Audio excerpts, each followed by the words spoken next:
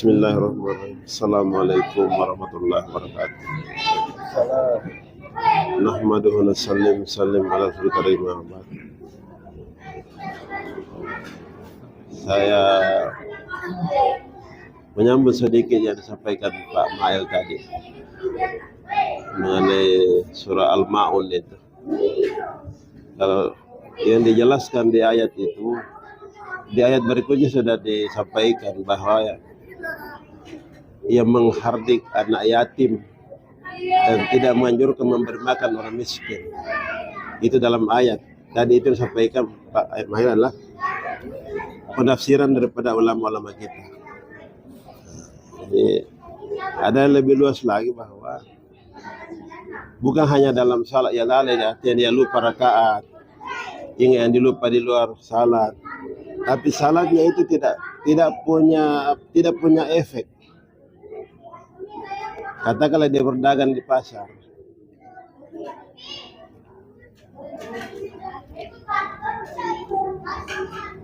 orangnya sholat,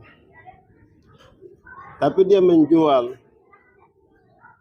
barang-barang yang katakanlah satu jenis, misalnya buah, yang sekarang yang banyaknya buah langsa.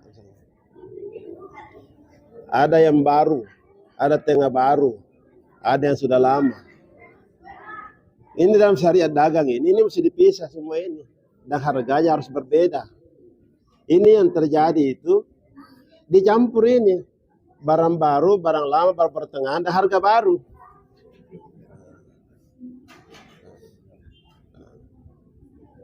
Maka ini ulama menyampaikan bahwa ini sudah bertentangan dengan makna salat. Karena salat itu inna salata tanha 'anil fahsya'i wal munkar. Sesungguhnya salat itu mencegah daripada perbuatan keji dan kemungkaran.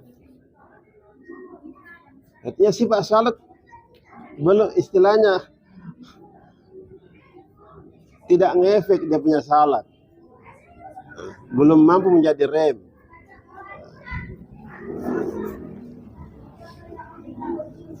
Maka terkait dengan Pak Iqbal tadi menyampaikan keluhan publik itu Pak, di Ramadan 1 utamanya malam 1 sampai 3 itu susah kita dapat. Contoh di sini, kalau kita terlambat datang, kosong di depan, tapi sudah berdiri sana. Ayo kita masuk pun agak susah. Itu sampai 3 malam. Barangkali untuk supaya kita tidak terlalu banyak kita macam-macam penjelasan yang kita, lebih kita kembali ke Quran. At-Taubah 18. Innamal ya'muru masajidallah man amana billahi wal yawmil akhir wa aqama sholata wa ata zakata wa lam yasha illallah. Sesungguhnya yang orang masjid itu adalah orang beriman kepada Allah dan hari akhirat. Melaksanakan salat, tunaikan zakat dan tidak takut selain Allah Ta'ala. Karena kalau kita keluar terlalu banyak penjelasan kita bikin, padahal sudah ada jelas. Supaya kita tidak terlalu pusing berpikir, kenapa demikian? Nanti Ramadan selesai sudah tidak ada juga jamaah misalnya. Banyak masih begitu. Karena di kampus saya sendiri Selayar itu, kita garap di sana, ada masjid kita datang duhur tidak ada orang. Nah, teman salah satu yang muda azan kono, dia azan. Baru sudah azan baru ada yang datang 1 orang, tergesa-gesa kelihatan ada orang datang cepat-cepat. Dan dia saja. Nah di kampung itu banyak laki-laki. Kita keliling dulu banyak laki-laki. Di mana semua itu? Cuma 1 orang datang Pak. Kita tanya setelah selesai perkenalan, ternyata dia kepala dusun. Bayangkan. Ini kampus saya ini. Saya cerita. Kalau kampungnya orang lain itu orang marah, tapi kalau saya kan kalau orang marah ke jadi seperti itu Pak. Jadi memang mesti ya, karena masjid ini yang datang dari masjid itu orang-orang pilihan, sehingga ulama-ulama kita menyampaikan bahwa perlu memang senantiasa kita hadirkan nilai satu amal setiap kita beramal, sehingga kita ada semangat Sehingga kita merasa rugi kalau kita ketinggalan, bahkan merasa sangat rugi sekali kalau kita tidak buat. Yang kurang memang ini dijelaskan nilai-nilai satu amal. Kalau hal penjelasan halal haram itu sudah luar biasa penjelasan di mana-mana. Tapi nilai satu amal ini yang kurang dibahas. Bahkan Ramadan ini pun ini sudah berapa penceramah di atas itu tarwih tidak menyampaikan nilainya. Berbeda-bedanya di malam-malam di luar Ramadan dan di Ramadan. Padahal masya luar biasa nilainya. Contoh katakanlah salat. Di Ramadan, di luar Ramadan kan 27 derajat. Yang ulama katakan itu Isya dan subuh, karena itu yang berat. Kalau yang lain itu 25 derajat. Nah, kita itulah subuh dengan Isya 27 derajat. Di Ramadan itu tidak diganti jadi 70, tetap ada itu. Maka 27 kali 70. Ada ulama menjelaskan, bukan hanya itu. 27 kali 70 kali banyaknya jamaah. Makanya di Masjidil Haram itu karena tempat di sana, setiap salat itu 100.000 nilainya. Satu salat kita di sini ya 100.000. Ramadan berarti kali 70 lagi. Memang untuk disampaikan ini nilai suatu amal memang agak kurang memang. Alhamdulillah kalau penjelasan lain luar biasa. Sudah kita tidak ketinggalan. Jangan ke majelis seperti ini, kita buka YouTube saya luar biasa, kita tinggal pilih yang siapa punya penjelasan kita mau dengar di situ. Tetapi lagi-lagi jamaah yang mulia tidak mengalahkan yang kita buat di sini. Karena yang kita buat ini seperti yang Nabi buat senantiasa di Masjid Nabawi.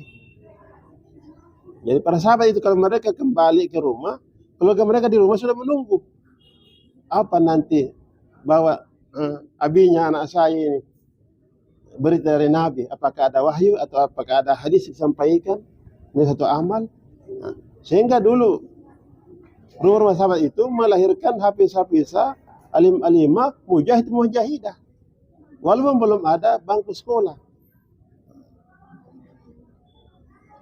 Kenapa? Karena memang sebelumnya Nabi sudah gembleng mereka selama 13 tahun iman dulu.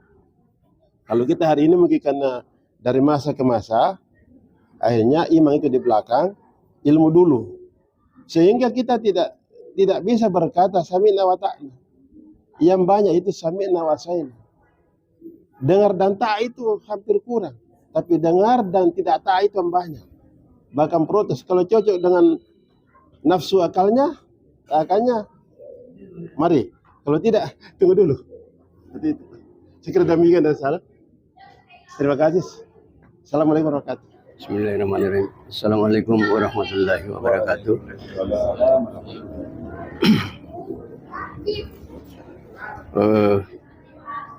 Saya menyambut tadi anunya Pak Ismail, misalnya itu masalah ya itu Al-Quran. Jadi kita ini memang perintah dengan larangan sudah ada di dalam Al-Quran. Jadi kita semua itu kalau ya dan kita tinggal ya bagaimana kita itu ya melaksanakan dan meninggalkannya sebagai larangan.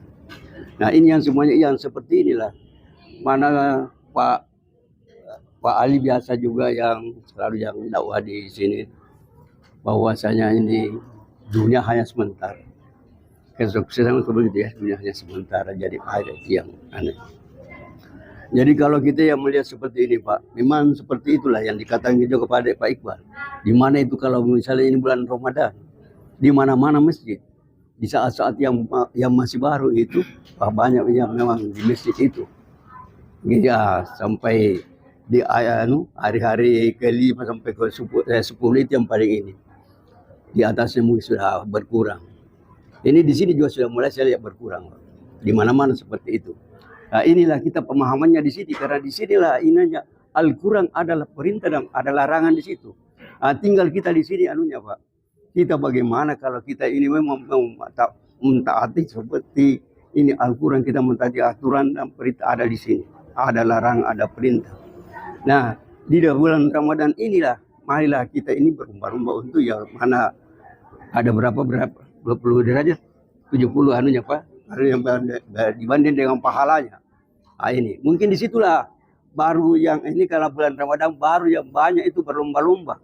Tapi hanya ada batasannya juga. Ya paling-paling ya berapa hari itu ya masih banyak, terus itu di atasnya sudah banyak berkurang lagi. Nah, itu. Padahal kita tahu Al-Quran adalah petunjuk. Ya, sudah ada perintah dan ada larangan di dalamnya. Nah, ini. Dan saya juga Pak, ini saya juga satu pertanyaan. Dan di mana-mana itu biasa kita dengar itu, kalau kita salat berjamaah, kalau kita salat berjamaah, misalnya di dalam berjamaah ada satu yang diterima itu sholatnya, nah itu semua itu Pak ikut itu Pak. Itu memang sudah ada dalilnya seperti itu Pak. Nah, itu. Saya kira itu saja singkat saya beri pertanyaan yang itu yang saya adukan masalah Al-Quran itu ada perintah dan larangan. Saya kira itu saja Pak. Terima kasih. Assalamualaikum warahmatullahi wabarakatuh. Bismillahirrahmanirrahim. Saya hanya mau mentadabburi ini karena 4 ayat tadi statusnya, ya 3 ayat mirip semua. Jadi kata kullu nafsin, kalau pakai kata kullu itu berarti tidak ada pengecualian, semua. Ya. Kemudian kullu nafsin ini dimaknai dengan diri, itulah jiwa. Itulah manusia asli. Kalau ini rumahnya. Nafsun itulah yang asli dan itulah yang bertanggung jawab. Kemudian di sini dikatakan zaikatul maut.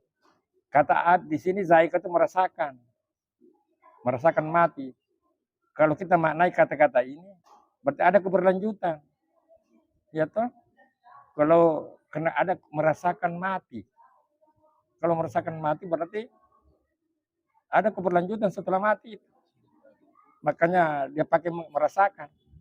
Dan mauti itu hilangnya suatu dari wujud di mana dia berada. Mati lampu, hilang dia. Itu mati. Jadi mati sesuatu, menghilang dia atau gairu mawujud, tidak mewujud di suatu tempat. Jadi mati itu, jadi di sini sebenarnya bermakna ada proses pindah dari alam hayat dunia ini ke alam lain. Nah inilah keyakinan ini yang berbeda-beda. Kenapa bulan Ramadan baru ramai? Karena juga banyak juga orang pemburu pahala. Jadi kayak mendekati Tuhan dengan hitung-hitungan. Bahkan kalau dia sudah naik haji, sudah umrah, banyak tabungannya. Pulang dia santai-santai. Jadi perlu juga itu penekanan itu. Kita mendekati Allah itu taqarrub ilallah, bukan dengan pendekatan matematika. Ada yang baca Quran dalam bulan Ramadan 1 juz. Bahkan ada yang 2 juz. After Ramadan. Setelah Ramadan bagaimana? Apa yang terjadi? Karena kita banyak pemburu pahala, bukan pemburu makna. Ini. Jadi inilah perlunya penekanan bagaimana kita memburu makna, memaknai. Bukan berhitung-hitung. Bagus juga itu sebagai motivasi. Tapi kalau kita masih disadar, masih di situ berarti masih kita berorientasi hitung-hitungan dengan Tuhan. Sementara Allah itu pendekatannya bukan pada banyaknya sesuatu, tapi value, nilai. Bagaimana? Karena hanya seorang ibu dia berbakti, seorang saja. Tapi nilainya imat Allah itu luar biasa, sampai-sampai dia terkenal di langit. Dibandingkan dengan dai 1 juta umat. Jadi value, nilai itu bagi Allah itu adalah dari keikhlasan, bukan kuantiti. Seperti tadi dikatakan Ustaz, yang sedikit kita ini, tapi bagaimana quality-nya. Dan memang Rasulullah lakukan ini itu, makanya diistilahkan dengan dakwanya Rasulullah itu, apalagi itu kalau dia berkumpul-kumpul seperti itu, memang awalnya begitu. Dakwanya itu memang dari hati ke hati. Saya salut juga, meskipun saya tidak ikut dengan Pak Ali ini, karena disitulah dakwah yang menyentuh hati. Dakwanya Jamul Tabligh itu menyentuh hati. Ada yang populer dengan katanya, tapi hanya terpesona di saat itu, tapi tidak menyentuh ya. Kalau dakwah dari hati ke hati, Itu yang menyentuh. Dan itu yang menyebabkan adanya perubahan. Dan agama itu memang alami, mengalami, bukan wacana, bukan tapi how to experience. Jadi agama itu bagaimana kita mengalami.